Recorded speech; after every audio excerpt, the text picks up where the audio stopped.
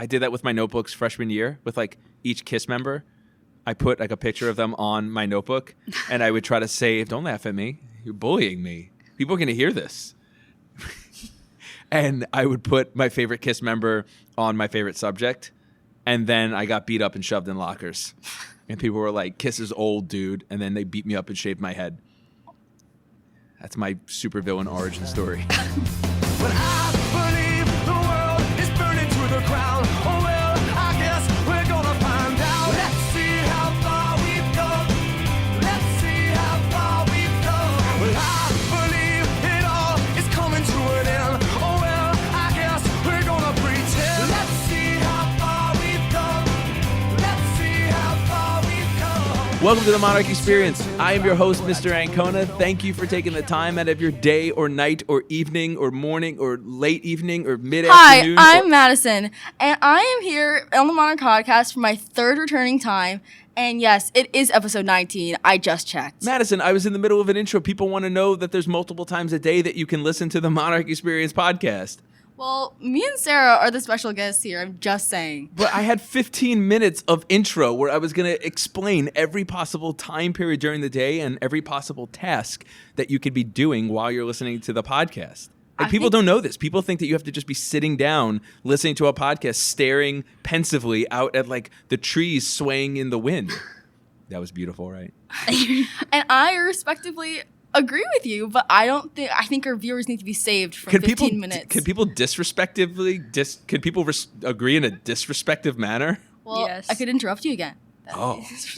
Well, then if you think you're going to save our viewers, we'll only take it away. Go ahead. So, as I said before, I'm Madison McKenzie here for my third time on the Monarch podcast, and today we're talking about high school applications and the pros and mostly cons. Well, okay, since you decided to like completely commandeer this intro, hey, vocab, then fine, we'll jump right into it. Then enough of all of this nonsense. But I had things I wanted to say. I wanted to talk about how we're looking for a redesign of the logo, and how if you're interested in redesigning the logo, I would love for you to chat with me first, during, and after the process, so we can try to get this thing to continue to grow and continue to be a platform for other students. But I guess I won't say that. Yeah. Because Madison interrupted me. And hey, Madison, I haven't called you Mackenzie yet. So That's a plus. Yeah, although I did refer to you as Mackenzie literally for like a week leading up to this episode. But I won't tell you I said forget. that. Yeah. But Sarah, I never mispronounce or mess up your name. Right, Sarah? Not yet. So we got Sarah and Madison here. And we're going to be talking about hype. The hype. We're going to be talking about high school applications and the torture that went through this year-long, 2-year-long, lifelong process. We're not going to call it a journey because journey sounds like there's like a beautiful end to it. Process sounds a lot more tedious. Would you agree? I don't know. I'm in the middle of writing an autobiography, and this Ooh. could be in it. What would your autobiographical book autobiography what would your autobiography be called? Madison, the best. The best story. Just the best. Nice. I tell It's Denver Madison, not Mackenzie. Yeah, it's Madison, for the last time. Not Mackenzie. I like it. That'd be great. Sarah, what would your autobiography be? Why can't I say that word? I think I'm trying to say rations and rations. Oh my God. Orchards. Orchards, yeah. What would your autobiography? What would your autobiography be titled? I don't think I'd be able to come up with anything creative, so I just stick with like Sarah. I like that. Or Sarah without the H. Ooh, I like both. Oh, that's good. Sarah without the H or Sarah, I don't think I could come up with anything creative, so I'm just going to leave it like that. And you can That's have, what like, I'd a probably serious do. picture. But you'd have to have like a... Everything else is sophisticated. Yeah. Like the text and Yeah. yeah. And you'd have to have like a subtitle to it beyond that is even more serious. Sarah, I don't think I could come up with anything more creative than that. My life story. My life through words. Something really presumptuous. Well, speaking of presumptuous, I'm your host. And before we jump into any of this high school application nonsense torture, there's a conversation, I guess, that's been happening kind of around the building, around the world, around the band, around the world, and what? That's a Mace reference. Oh, it's so terrible when parents try to rap from stuff in their youth. Apparently, some of you, like Death and the Book Thief, see, we're starting really grim, see classes as colors. Classes like in school, like different subjects. Is this true? I think everyone Yeah. sees classes as colors, but people see classes as different colors and are afraid to I mean, admit I think they the refer color of colors. They like correlate colors to emotions, and then they put that into the classes based on how they feel about the class. Oh, so you really do sound like Death right there. So want to go through the core four? Yeah. So Sure. like Jeter, Posada, Pettit, and Rivera? Classes, I guess. Math, science, social studies, and the only one that matters, EOA?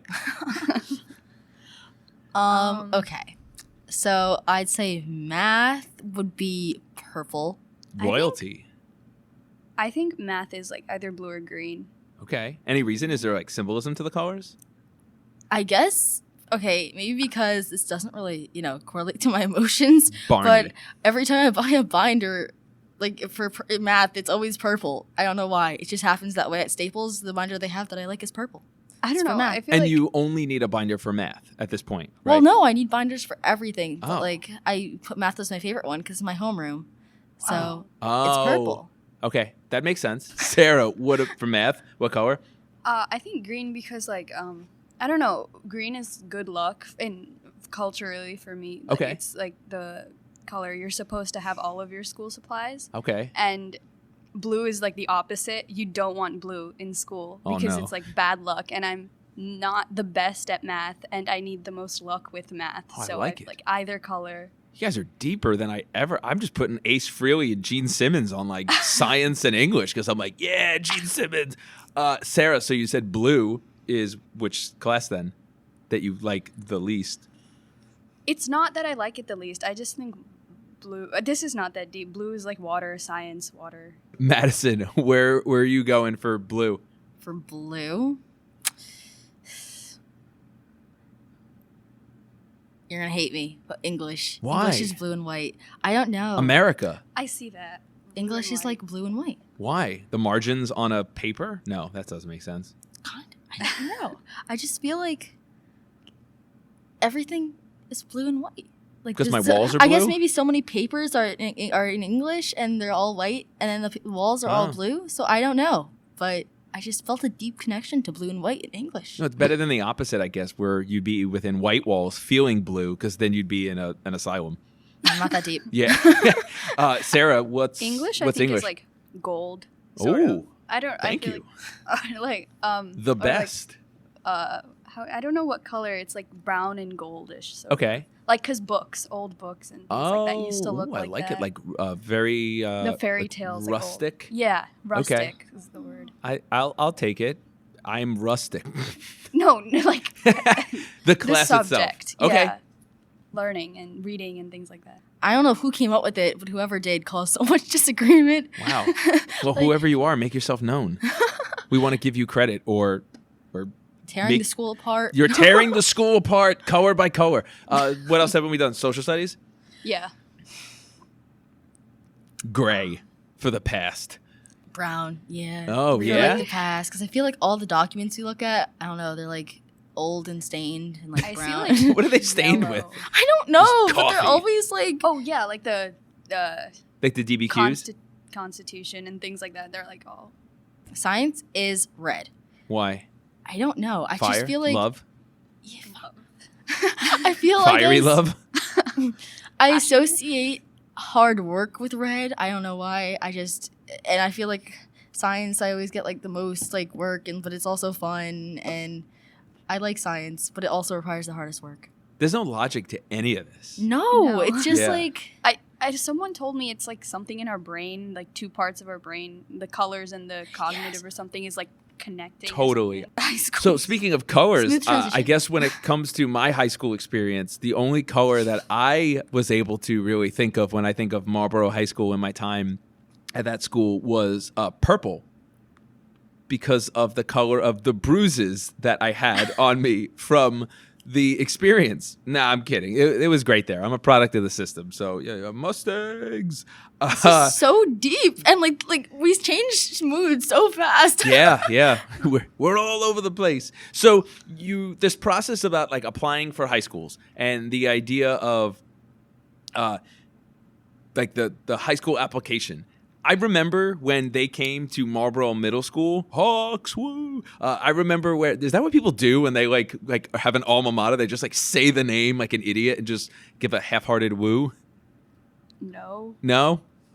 Yeah, me neither. So, like back when I was at Marlboro Middle School, I remember them coming from the high schools, all of them, and like doing the whole spiel and like angrily talking at us and like angrily like not answering questions and like dismissing any legitimate question we had like very, very quickly and just being like, no, you suck. You're not getting in.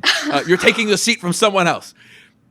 And I remember kind of after all this and that being so overwhelming, which is also ridiculous, by the way, that it's happening like the third week of 8th grade. And they were like, none of this matters. I remember going home and be like, Mom, should I be worried about like what high school I'm going to? Like, I don't understand anything that's going on. She's like, no, you're going to Marlboro High School. When did this process for you start? Did it start in 8th? I know it didn't start in 8th grade. Did it start in 7th grade? It started in elementary school because I knew I needed to get into high math to do any of these programs. Well, to do like a lot of them. Magnet programs. Yeah. Okay. And I knew I would hate having the decision be made for me, you know, like I want to make the decision of whether to apply or not. So I knew I need to do that, and that's really where it started. And then, but I didn't even know what school I wanted to go to. And then this summer, I started test prep, Okay. and that's where it really picked up. In what way? In that I was going 6 hours a day, twice a week. Oh my goodness. And then I would like, yay, this 6 week class is done. And then I would get signed up for another class and another one. So 6 hours a day, 2 days a week. Oh, I went In 5 summer. days a week. In the summer. In the summer, 5 days a week, all of summer, 7 hours. And A day? yeah, there was 1 hour break in the middle and then a half hour after one lesson. And you would take tests for 3 hours and there would be lessons for 3 hours. And then the rest was lunch and break. Wow. Yeah. This feels like that Donald Duck cartoon that we watch. Oh my God. Where What? it's like, where you will be working World War for II? 48 hours a day. That's a lot of test prep. Okay, and this started 2 years ago, you're saying? This was this summer. This summer, okay. So the process, I guess, kind of started for you then. Was there any kind of like goal that you were thinking about or that someone else maybe was thinking about? My process, I was in Middletown. So over there, Marlboro's really competitive compared to Middletown. So in Middletown, there was not as much as competition. Nobody really knew I didn't even know about the schools until like I had some family friends who were in middle school and they were talking, she's going to biotech, he goes to high tech. And that's when my mom really got introduced to it when I was in like 3rd or 4th grade. And my parents were like, oh, that's it, we're moving. Okay, because they wanted to be able to put you in a spot that would be competitive because the end result. And the influences in Marlboro are like the people around you make you competitive, so you're prepared for high school and things like that. And since then, my mom's been like, oh, you have to be prepared for when you go to school in Marlboro. Okay. Because it's going to be a lot harder than it is here. Gotcha. Yeah, you always that's like, oh, these lessons, you're going to this tutor place, this for ELA, this for math, if you want something for science. And then it's been crazy since then. And she's like, because all of your middle school affects your high school. All of your high school will affect your college. All your college is going to affect the rest of your life. And if you're on the streets, you can't come back to me, so... Wow. So not like what Masha said, basically, where if she ends up on the street, she's going to be knocking on my door, apparently, when she's 35. Yeah, that's a good plan to not have. Yeah. Okay, wow. So but since when you're like 10 years old and you're hearing like, if you don't do this correctly right now, then you're going to end up on the streets. Yeah, that's the exact same thing that I actually just processed in my head was if you don't do well in middle school, you're going to end up on the streets. And what matters for middle school is elementary school. So you have to do well from the start. Yeah. Or everything. Like if you don't get into high math in 3rd grade, or if you're not in high math in like middle school, then that's it. You're not going anywhere. Just go on the street. Yeah. Yeah. At this point, Get a head start. why don't are even you try. here? Yeah. Wow. 3rd grade. Man. Yeah. Okay. So at what point does this start to kind of, because this is obviously like a lot of this intensive stuff is happening over the summer. At what point does this affect your academic life? Because 6 hours a day for 2 days a week, or This is in the summer. So yeah, it's- and like so 5 hours a day during the summer. Not that I'm sure. Can I say that that's probably not the ideal summer you had in mind? Oh, Okay, I mean, I knew it was coming. so you were prepared. Yeah. But like I think, when you're prepared for it and you know it's coming. I mean, I'm not like, I was kind of excited to go Okay. because I was like, oh, because I don't know, because I've seen all my friends go to these schools, I felt like, oh, I have to go because other people, like, I think it was more about other people are going to be like, oh, what high school do you go to? And I'm going to have to say, oh, I don't go to one of those I'm on the streets. fancy tech. Yeah, high I go to street school. So I could understand that though, Sarah, because I think you're someone that maybe, tell me if I'm wrong, you're respecting the process and you understand kind of like what has to go into it, and in a way you're like embracing it. yeah, it was kind of the opposite Yeah. for me because I didn't really know anyone who's applying to these schools. Like, I was the first one in my family. Like, Oh. a lot of my friends aren't applying to any of these schools. So I was kind of unprepared. And then I came in the first day and I was like, oh my gosh. Like, what it's am I going to in be for? my entire summer. Yeah. And then, so I go back to your question about the academic life. Like, I would have a test, then I'd also have a 5 to 8 test prep class. So I would be staying up really late to do, study and do all this work. How late is really late? 10:30? 12:30. Because I mean- 10:30 'Cause I would have is late clubs. for 10:30 is late for me. I feel like for me, it's completely different. I think it's the type of person you are when it comes to working. I get distracted very easily when it comes to this stuff. So if I get home, I would like immediately start my homework, and then I'd get distracted right away. Yeah. And then I'd like procrastinate. And then I was like, my mom and both of my parents would be like, "Oh, did you finish your test prep homework?" Because they send prep tests, like SSAT prep tests, which Yeah. were like 2 hours on the math, 2 hours on the ELA, 1 hour on vocab. Submit it by this time. You're gonna get your score back. Do the corrections. That has to be ready for the weekend when we go over everything. Wow. And so then I had to like completely do that, and you can't get distracted when doing that because it's timed. And then when I'm done with that, it's already 10:30. So by that time, I just end up doing my homework at like 2 or 3 in the morning. Oh my goodness. Did you go to sleep and then wake up at 2 or 3 in the morning, or are you just doing it straight until then?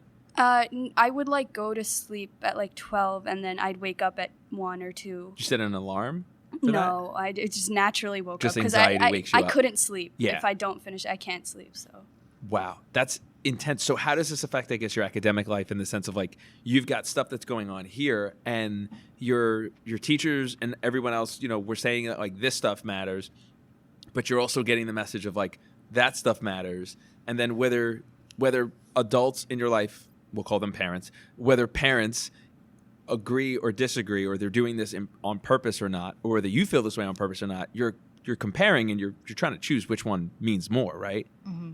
Or at least like you're trying to like assess, all right, I got this homework and I got this assignment, but I also have this time test that I have to do. Are there any points where you started kind of like picking and choosing? Well, my dad would always say to me that like everyone has a job, and your job right now is to get good grades. And so I kind of felt like that was meant to be targeted towards everything, but obviously staying up really late at night, going to all these classes, I couldn't. So I tried to handle everything, and last marking period wound up being like my weakest marking period in like all of middle school. But my parents were pretty understanding because they knew like I was doing all this other stuff for test prep, and frankly, like second marking period doesn't count for anything. Right. So Yeah, or at I least feel like it's different for every kid based on how much their parents care about it. For me, my parents are like, you have to do well in everything. Okay. You can't slack off anywhere because even though you're doing so much, that's like what's expected of you. it's a fair Because point. they're like, oh, all these other kids can do it, and they're doing this singing class and this dance class and this tennis class. Why can't you just handle school? And I was like, you I got guess. classic comparison. Yeah. I get what you're yeah, saying. yeah. And then they only compare when they're people better than you. When Oh, of they're course. worse, they're like, You're never you have going to be better. Yeah, you're never going to compare to like, well, look at random name like Susie. Look at Susan. Poor Susan. I think we picked on her like all the way back to like episode 1. Like look at Susan. She's doing singing and dance, and she's doing 2 test preps, and she has all this work, and she's in all these honor classes, and she's really falling apart. She can't keep her life together right now. Probably. Yeah, I don't think that you're going to use Susan as an example. Sorry, Susan. Listen, you're trying as hard as you can, and I think we all need to just tell you, like, you're doing a great job. You're doing the best you can. And they're not going to, like, the people who are doing that much, they're not going to come out and tell you, oh, I don't sleep at night, and it's really stressing me out, and I wish I didn't have to. They're just going to, like, I'm great. I'm fine. Yeah, well, because Yeah, on the outside, it's no different than social media. You're only going to show the things that highlight you, and it's going to be like a greatest hits. You're never going to like let people see that like you're falling apart, or you have no time, or you slept for 4 minutes that day. I literally remember doing assignments for like, it's like you have to turn in by 7. I'd wake up at 6:30, freak out, and then start at 6:50, do like a paragraph in 10 minutes, and turn it in 6:59. For school or for school. the test prep? For school. Okay. Turn it in 6:59, and then I'm like, thank God. And Wait, then, 7 o'clock. That sounds like my due Yeah. date time. Oh no! See, and like that's the last thing I want is like for like that stress to be like cutting into your sleep, and then you're like, I gotta stress and I gotta do this. And I appreciate you did it. I wish you just said, I got a lot going on right now, dude. I don't know. I feel like I can't do that. I can't I get really guilty when I don't do my work on Right. time. Unless it's like study island. I sort of procrastinate. Yeah, study on. But I think like that makes sense. It's consistent with who you are as a Yeah. person. Like you're gonna work hard. You're gonna put in your best effort, even if you have to get up at 6:30 and submit by 7. Well, if we could go back in time, just tell me you got other stuff going on. I felt like it was even like all this time that we put into it was motivation, you know? Like I'm not putting in all this time just to get rejected. It was it made you angry. It made you want it even more. And so that's why I'm hoping that I really get it, because I guess the more work you put in, the more you feel that you deserve to be there. I think that work ethic carries over to other phases of your life. Maybe not during, because you're devoting like all of your energy and resources towards just this thing. But I think like as you continue to, like, I'm not gonna say as you grow up, because there's no other thing you would do. You can't go backwards. You can take that mentality of like, I've worked so hard at this, I can't lose it, or I can't let this like slip through my fingers. Did it affect your personal life at all? Because it sounds like, Sarah, you're sleeping for 4 minutes. So obviously like sleep is a part of your personal life. Did it affect you like socially in any way? Because you said comparison with friends. I guess like socially, like you mostly communicate with your friends through text and like social media. I mean, I got all of that taken away because it's like distracting. Okay. And then there were like limits set on my computer. You can only be on this. So I guess I didn't talk to my friends as much. Because of that. No parties. Okay. No, yeah. I was not allowed to do any school sports for fall. So that Because you was just wouldn't have the time. Yeah. Yeah. Like, I think as much as you'd want to, right? Like, where would you find that time? Yeah, you're right. I wouldn't, but like I just feel like it was my 8th grade year and I wasn't supposed to be like, now I thank my dad for doing that, because I feel like I put in more work and I have a better chance of getting in now. But it was my 8th grade year and I was supposed to, do all the sports, get involved, like big bang right before I leave, and I couldn't. Last hurrah, that's what I was saying. Oh, okay, yeah, because it's the end and you're like, I'm the big bad 8th grader. Kinda. Okay. No, I totally can It understand was that. the opposite for me. My parents were like, do everything you can because that looks the best on your application. Yeah. So they're like, you have to, like, my parents were like, what sports do you want to do? What, like, I'm already in, like, the choir, like, Royal Airs. They're like, oh, you have that, but you have that one. What, you need to add more things. That's just singing. You need, like, sports. Right, and like the idea is like make yourself like a utility person. Yeah, where you're able all-rounded. Yeah, and I think like, I'm not just saying this because we're doing this right now, but like even appearing on the podcast, depending on what your topic is. I mean, even if the topic is not academic or it's not something that's like sophisticated, it's public speaking, right? And you're a part of that public. Yeah, I could speak. That public speaking like process of doing the work ahead of time. So, all you Monarch XPs, that's never going to take off. All the people out there that are listening, like this platform, you can use that for not just for all the things that we use it for, but also for like your own personal gain. Because if you're able to articulate and speak in a public setting and do this, that's one aspect. And depending on the topic too, like you're doing research. There's research involved in this depending on what it is. I mean, think about all the research that Alice did for K-pop. Oh, yeah. Right? Go back and listen to the episode on K-pop. Nothing that we talked about was organized or formatted by me. It was literally just Alice here's 12 pages of organized, like, writing. It aligns itself with the writing curriculum. So with your personal life, you weren't able to do certain things. By decision, it sounds like that you guys are, after the fact, you're on board with now. Was there any pushback during? I feel like the personal life, the most thing that affected me most was the things that were added to my schedule rather than taken away. Interesting. Like, oh, you have to volunteer in these places now because that's going to look good on your application. Oh. You're going to go to this extra dance class. You're going to go to this charity event, this like gala to like raise money for this and I want that. to go to galas. Galas are amazing. Just the word gala is like so fancy. Yeah, I've never been to a gala. I want to go to a gala. It's like a charity event for like autism and things like that. But that's awesome. But you know what's so great about that is like, okay, yes, you did it. It wasn't the right intention that you had in your mind. Like, I would love to do it now when I'm like going there for the reason of raising money. But then Great. it was just like, you need 20 things to write on the application. Yeah. You have 16. We need to add 4 more. So I go push an old lady down on the floor in the Wegmans parking lot and then go pick her up and then like, let's get it on video. But Sarah, in all seriousness, I think what you just said is the epitome of it. Now you've been exposed to it. And I think that's what your parents are trying to do is get you to be exposed to be as much of a well-rounded person as you can possibly be so that now when you have a little bit less on your plate and you have maybe more time, I know, like you're able to then say, oh, there is this gala or there is this fundraiser or this thing going on. Like I can go in and participate in this because now I've been exposed to it and you liked what it was and what the intent was. And then now you can go back and do it. Yeah, but the thing was, and then handling that with school, with test prep, and then you still have to maintain some sort of social life with like your friends, and there are a million other things you have to worry about. Of course. Were your friends hard on you at any point? They were all good. All of my friends are applying. Okay. And they were all busy in their own thing. Everyone was stressed. Nobody had time to do anything. And if they did, they'd be like, if you did go out a lot, or if you were at parties or things like that, you would be like, looked at weirdly because like why you're wasting your time, you're not going to get in.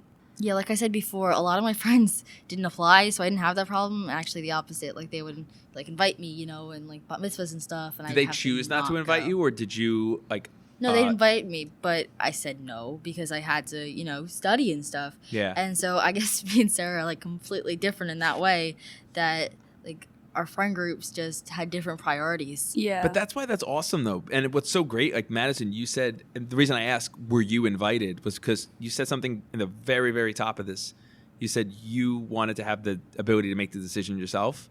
And your friends inviting you, I think, is huge. I don't know if you realize that, like, they still included you, but you got to make the decision not to go compared to the alternative, which is way more hurtful. Yeah, they didn't even invite you at all. Right, and because they assume or they know that you're going to say no, and sometimes it's not about like yeah, I know I can't go, but at least extend me the courtesy of like letting me know you still care. All right, so what don't teachers then maybe understand that maybe this is an opportunity for you to kind of let some teachers know, not specifically by name maybe, but what teachers in general need to know as you're going through this? Because I know I have said things, I'm sure, that have rubbed a lot of my students the wrong way. Sarah's smiling and frowning at the same time. Sarah, are there any that you can think of? I can handle it. I probably know what they are. Not you specifically, but like since last year, because the grades matter for all of 7th grade and the first marking period of 8th grade. So they're like, I feel like even though it's true, I agree that grades, the number isn't that important. It's mostly what you're grasping and what you're learning. At that point, you don't care. You need the good number. You need the 15 on the card. Yeah, so that's you all that divide matters. by 4, right? Yeah, and then the worst thing is, even after all of the high school stuff is over, you still don't care because it's over. Why should I care about learning anymore? Yeah, and it's hard to get, from our perspective, it's hard to get you to buy in to that. And I'm using the word buy in, not like comply, because that's never the goal. But like it's hard to get you to buy in when the other side is literally telling you, no, grades matter. And they only matter now. You spend the most time at home, and your parents are always like checking gradebook every 5 seconds, like, refreshing every 30 seconds to make sure there isn't like anything below a 95. Right. And if there is, then, well, good luck. Yeah.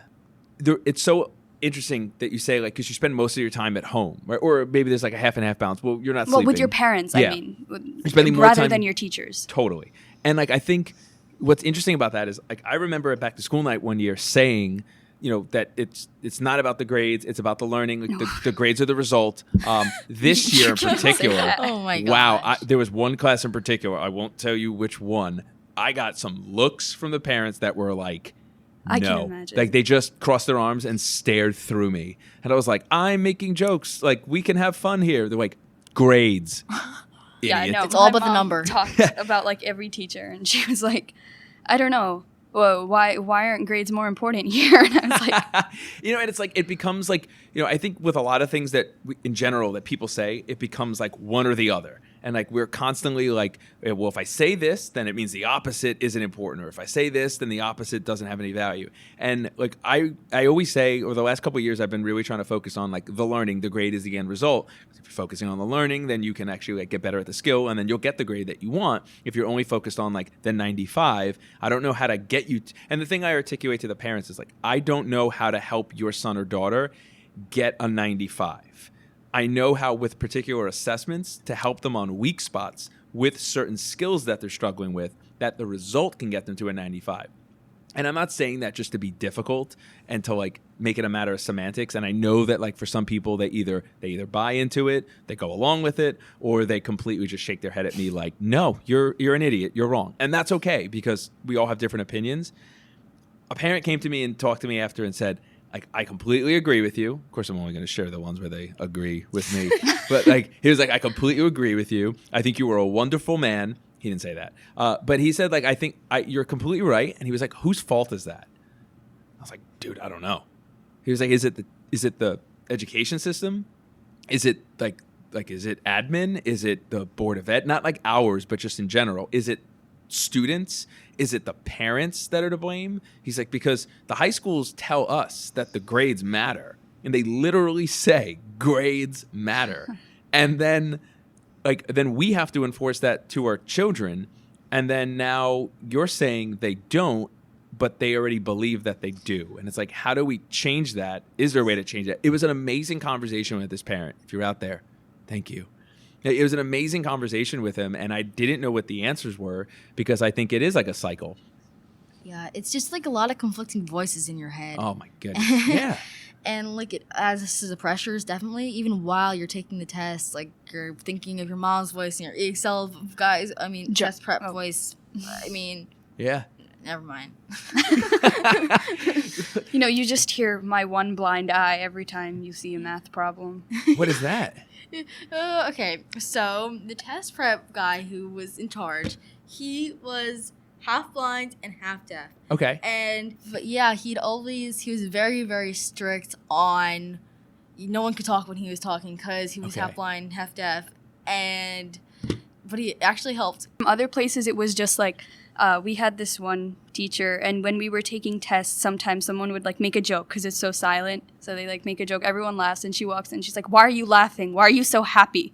You have to work, focus." But why can't you have both? Oh no, it doesn't work like that. It's just like you do the test, and if you're like, "Why are you so? You can't be so happy right now. If you want to get in, focus. Happiness isn't happiness. You can be happy when you get in. I don't know. You just have to focus on what you're doing right now. You can't have any distractions at all." And smiling would be a distraction.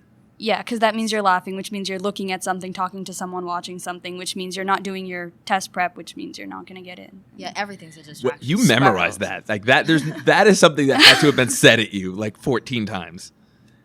Probably more. Wow. Which is so crazy, because like that's literally this is at least helping me, where I talk to back to school night in the first market period, and parents are coming in like just as stressed and anxious as like you guys are, or maybe less. Sorry. And like Probably more. maybe more, sure, right? Because they're ready to kick you out on the streets, right? And like, Fully prepared. yeah, and like, so I think that that's so helpful, because like I say literally the opposite. If you're smiling, you're more engaged, And if you're more engaged, you're learning. And if you're learning, the results will be better because then you're taking good memories with an experience and you're able to apply yourself and you're But you more don't absorbed. need good memories. What's that? You don't need good memories. It's actually there's studies that Yeah, show because I remember all of my time in elementary school in St. Mary's, and the only things I remember are being hit, having my hair pulled multiple times, having my notebook ripped in half because my handwriting was terrible. Joke's on you, Mrs. LeCarry. My handwriting is still terrible, and I don't cry over it anymore. Being told I couldn't go to the bathroom and puking in front of everyone because, like, I can't leave. There's learning. I don't remember any learning, though. Sorry, I'm going to need to, like, go find a safe space right now. Yeah, Is student services still open? I'd rather just bottle in my feelings. What's another 33 not years? what you're supposed to do. No, you're totally supposed to bottle in your feelings, right? Because then if you're expressing your feelings, you're distracted. Yeah. Yeah, and I'm super focused. I feel like that's true. And I'm Like happy. genuinely true. Oh, which part? All of it. Oh, wait, which part? I totally blanked out. Bottling in your feelings because they don't matter right now. Yeah. Okay. Only Like- grades matter. Yeah. I mean, if you're stressed, deal with it. If you're sad, deal with it. Okay. If you're happy, don't be. For having nightmares. Why? If you're happy, it means you're not focusing, and if you're depressed, it means you're crazy. So Yeah, Okay. You There's basically no just in need to be like a between. mindless drone and just Yes. do the work. you Okay. have to be a robot. Just complete everything, get in, and then And then what? You get in. Then what? you get in, and then you're You're like allowed to happy smile? for and a then you have week. personality. How long can you yeah. smile for? Until 4 school. minutes? No, until the geometry class is over the summer because you need to take Algebra 2 in high school Okay. in freshman year so you can take the, what is it, like Calc 2 or whatever in senior year or something like that. Yeah. So tell me, what's the window of smiling? Where are you? How long are you allowed to smile for? Before summer starts. So when until before summer starts? June. Oh, until Results. Park. Actually, Park this year counts. Oh, wait. Okay. So gosh. so park is in the springtime. So are you allowed to smile yet? Oh, and maybe no, there we will still- be no smiling because if you get rejected to one of the schools, then there Yeah. will be no smiling. And you're not Yeah. allowed to smile because like that would show that you don't care. And if Yeah. you don't care, you're gonna end up on the streets. Yeah. Okay. No, So- you're ending up on the streets regardless. Do But now we you have- just don't care that you're ending up on the streets. So do we have like a window of time where you're allowed? Is it right now? Can we smile right now? That has like the fakest, scariest smile. I guess. Matt is like, Face muscles hurt. like, I'm so happy. Am I doing it right? Is this how you smile? I forgot. I'm trying to solve for X. That's smiling, right? Sorry, going back to the thing what you were saying about the good memories and smiling Yeah. and like learning like that. There have actually been studies that have shown that if you eat like the same food while you're studying Oh, and yeah, while chew you're the taking the gum. test, then you'll remember it better. So that came into like that You hit have me to, when like- you were talking about the good memories because I guess it's the same concept. So You start maybe people should triggering do or that. associating the food with the I'm going to use the L word that you guys hate so much. The learned material. I know. Yeah, I know. And like that's how it almost becomes like psychosomatic's not the word. Like you just start associating it. Yeah. Then that's all mental. Like get- people are like chew a certain flavor of gum when you're studying something, and then when you're taking the test, chew the same flavor of gum so you can associate. It's like Pavlov's dog. The study Pavlov's dog where it was like he would ring a bell and then the dog would associate the bell ringing with getting fed. And Yeah. then basically you would do that repeatedly and then the idea is you would ring the bell and not give the dog food and the dog would salivate at the sound of the bell. So yeah, like if your teacher made a joke or something about the lesson that day, and during the test you remember the joke or the pun or whatever, you're more likely to remember how you do it, get the question right, ace the test. And you use the joke to get there. yeah, if there's like a small So catchphrase joke, or something. which is like smiling, which shows that you're not learning because you're not focusing. You don't have to There's two smile. beliefs. Oh, There's you two could just hear a joke and just be principles. like, No laugh. But there's like two different beliefs. There's, learn while you're having fun, or what all the test prep companies believe, that you have to, be serious and study and I put in think- the hours. Yeah, there's no wrong way to do any of this. I'm half being difficult just to like there's other perspectives. I mean, a and- lot of the things you're saying as jokes are kind of like mostly true. Yeah. Which is the scariest part of all Oh no. of this. Oh no. Well, like I think the thing with like the chewing the gum and studies say, like how many people out there right now they're going to be listening that are either in elementary school or in like 6th or 7th grade that are listening like taking notes like okay, chew gum, don't laugh, don't smile. Like I think I keep thinking back to something when I had shoulder surgery, my surgeon said to me, and this feels like a setup for a joke. I'm sorry. And he said, I asked him about like if there were any types of, what was it? Like I had said, like I had read some stuff that talked about like certain types of fish oils, like helping with like speeding up or strengthening the ligament repair process. And he looked at me and he just said, I said, is there any truth to that? He said, he shrugged and just said, if it makes you feel better, then that's worth it. Because it'll make you feel better, which will help you get healed faster because you'll be taking the right precautions to be doing the right thing and following the things that I've outlined for you. Like So it's all placebo effect? It's psychological. And he's like, it's psychological. But if it's psychological, your psychological state is real and it's how you perceive things. So why not? You control your healing. Yeah. So So if you think you're going to heal, you're going to heal. Yep. It's positive mindset. And I think that's what you're saying with like the gum or the meals. You have to find something that when you're doing this tedious, is that fair to say it's a tedious process? Yes. Yes. Like this tedious process that is going to make you be able to feel like there's something you can attach the process to that gives you comfort. I think that's kind of what that becomes. And you don't have to be smiling when you're comforted.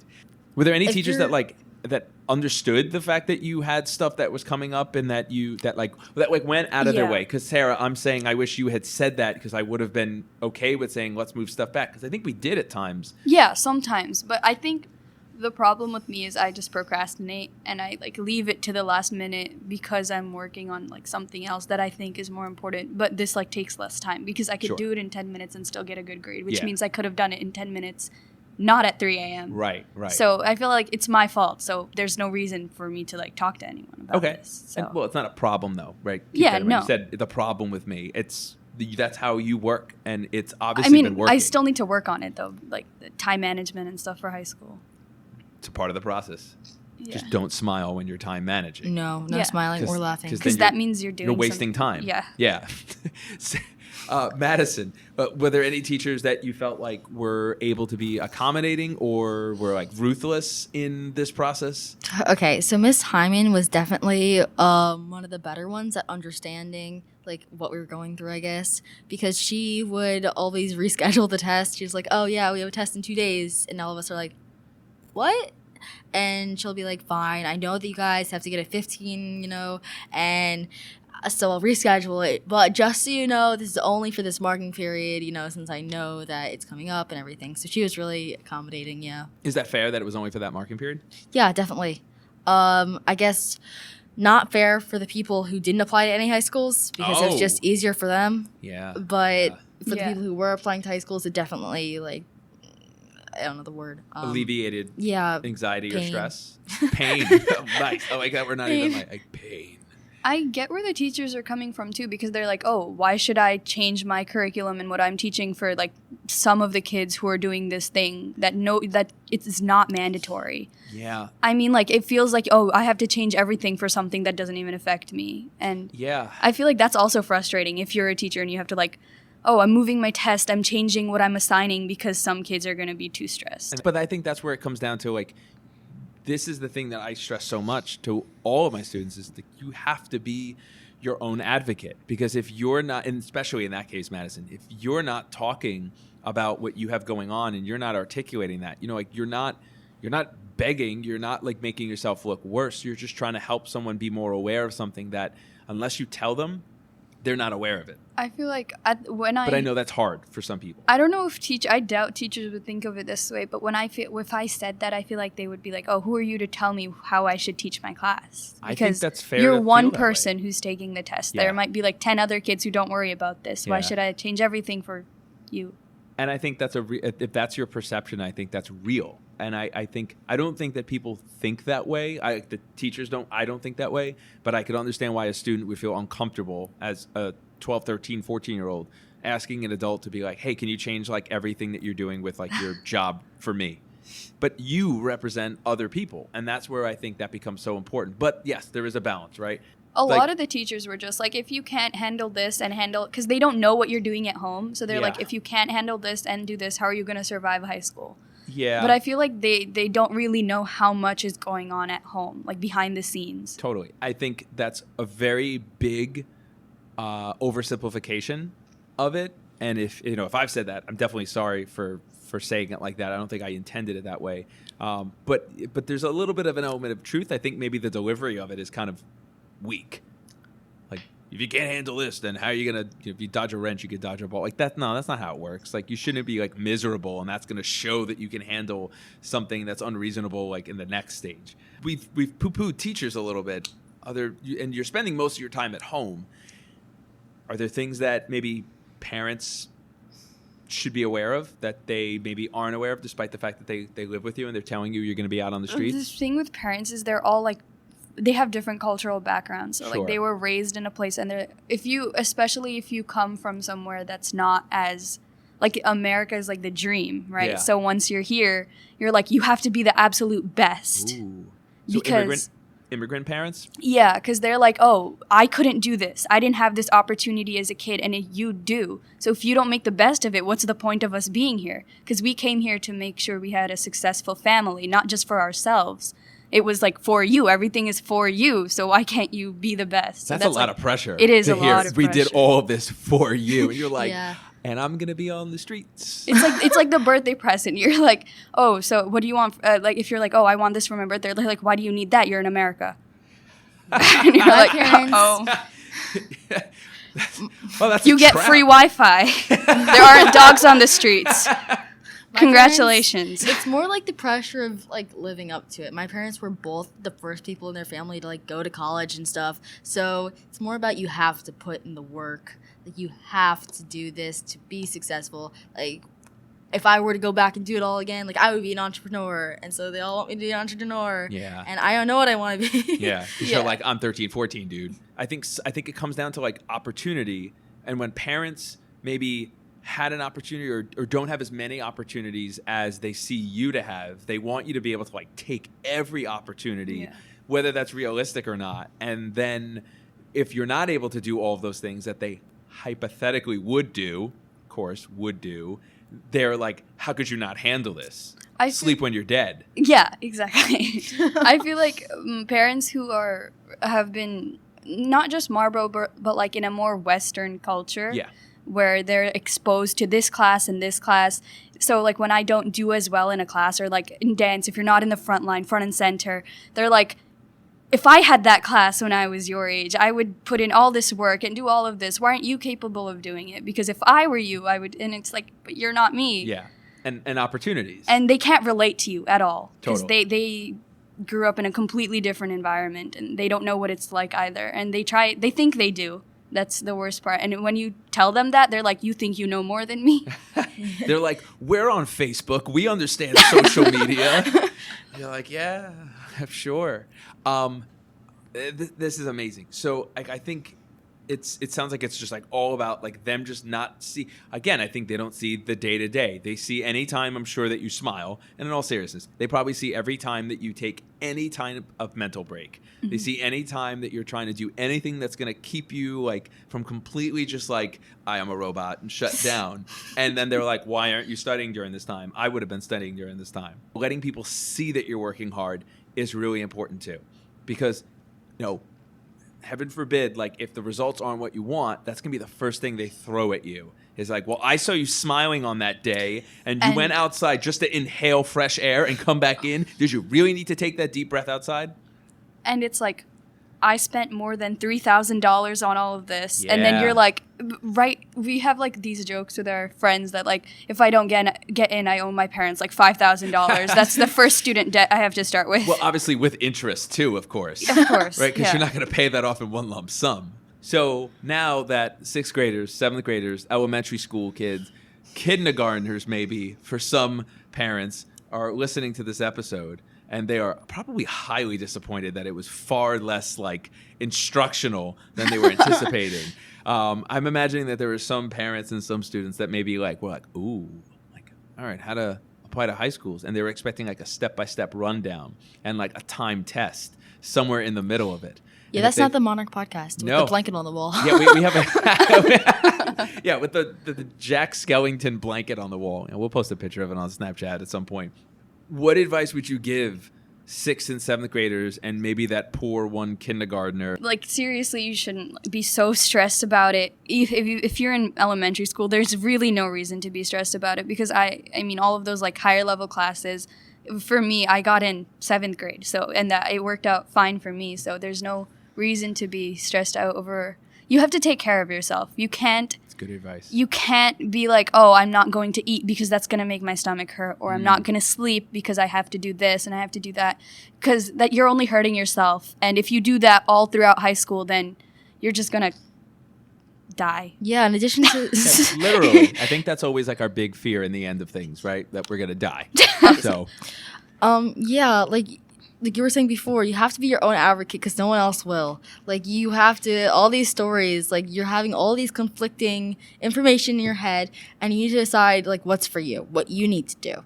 And it's like a big step for independence in your life, I guess, because you have to make all these decisions by yourself when basically, you know, when 12 years ago, everyone has been making decisions for you. Only 13, and you're trying to choose what career you want to go to in 10 years. And I mean, I feel like if a lot of kids don't know what they want to do, and they need to know that it's okay. You don't have to know that you want to be a doctor or that you want to be an engineer in like 10 years from now. You have so much time to pick and choose. And that's the thing that, like, just because all of your friends are going to like high tech and doing this programming doesn't mean you have to do that too. Just do whatever you like. So well said. I wanted to be a professional wrestler. Look at me now.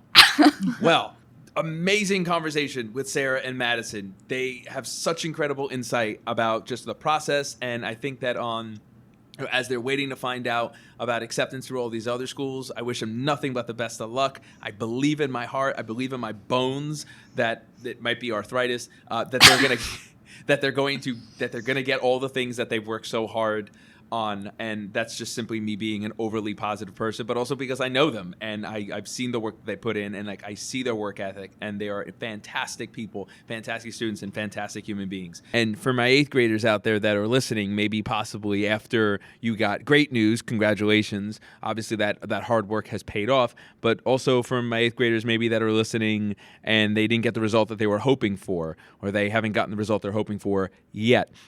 I hope that you're able to look at this and understand that while we're talking about, you know, the high school application process and all the things that have occurred during that process with a little bit of a sense of humor, I hope that you're able to understand, maybe in time, not immediately after bad news, but I hope that you're able to understand how the work that you've put in has a much longer lasting effect that is positive if you allow it to be positive. If you allow the work that had happened to be for nothing and then say, well, I didn't get in, so therefore the work was useless, then obviously the work is going to be useless for you. It's all about your perspective. And just keep that in mind as you're getting results that you either are excited about or you're not excited about, but that everything is about perspective. You have the ability to respond to any information you get in whatever way you choose to respond. So you can choose to handle bad news.